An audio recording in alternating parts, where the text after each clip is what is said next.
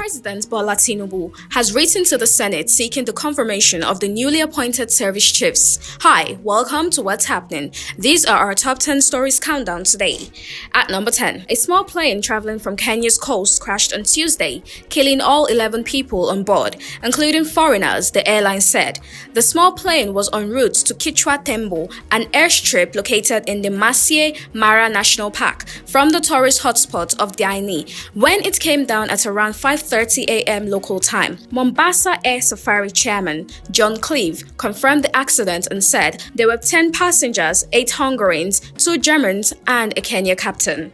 At number 9, the Ogun State Governor, Abiodun, has gifted the Super Falcons 50 million naira ahead of the second leg of the Women's Africa Cup of Nations WAFCON 2026 qualifier against the Amazons of the Benin Republic. Governor Abiodun announced the gesture in his office at Okemoson, Abeokuta, when he received the team ahead of the second leg of the final WAFCON qualifier at the Moshood Abiola Sports Arena in Abeokuta, the state's capital, bowed for Tuesday. At number 8, the Independent National Electoral Commission has extended the ongoing collection of the permanent voter card in Anambra to November 2nd to enable eligible voters to collect their cards.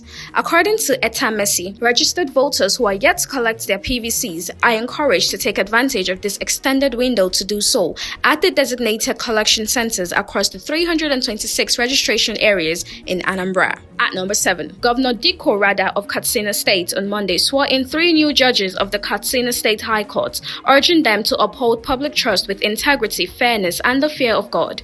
The newly appointed judges are Mariam Umaru Abdullahi, Shamsuddin Yamama, and Abubakar Dikko. At number 6, the Ondo State government has approved the construction and rehabilitation of 101 kilometers of roads as part of the effort to bridge infrastructure gaps. The Commissioner for Infrastructure, Lands and Housing, Engineer Ayorinde Olawoye, disclosed this while briefing journalists on Tuesday in Akure on the outcome of the State Executive Council meeting.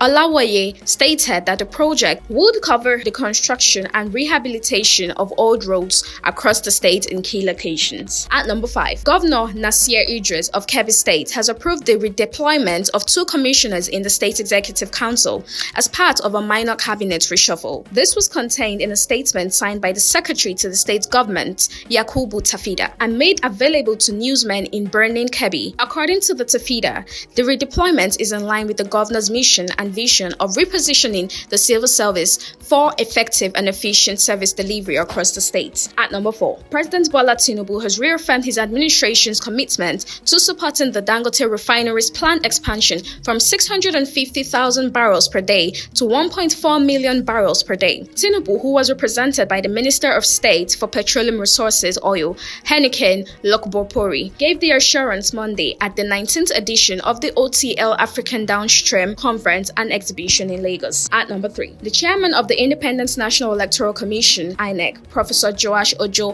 Amopitan, has pledged to work closely with the National Assembly to deliver a credible, fair, and transparent electoral process for Nigeria. Speaking on ongoing efforts to amend the Electoral Act, the INEC chairman said the commission would actively engage with lawmakers to ensure that reforms reflect lessons learned from past elections and strengthen public confidence in the process. At number 2, ahead of the Anambra State governorship election, the police have begun raiding troubled spots across the state. The State Commissioner of Police in Anambra, Ikoye Orutugu, ordered a coordinated security patrol on identified flashpoints across the state 2 weeks to the polls. Disclosing this in a statement on Tuesday, the Command Police Public Relations Tochukwu Ikenga said the measure is aimed at nipping any emerging threat of political thuggery, cult-related violence, and illegal possession of firearms in the board, with the overall goal of ensuring a secure and peaceful electoral environment. At number 1, President Bola Tinubu has written to the Senate seeking the confirmation of the newly appointed service chiefs. In the correspondence, President Tinubu urged the Senate to give expeditious consideration to the appointment. The request had been referred to the Committee of the Whole for screening and confirmation of the nominees next week. That's all for today. See you next time on What's Happening.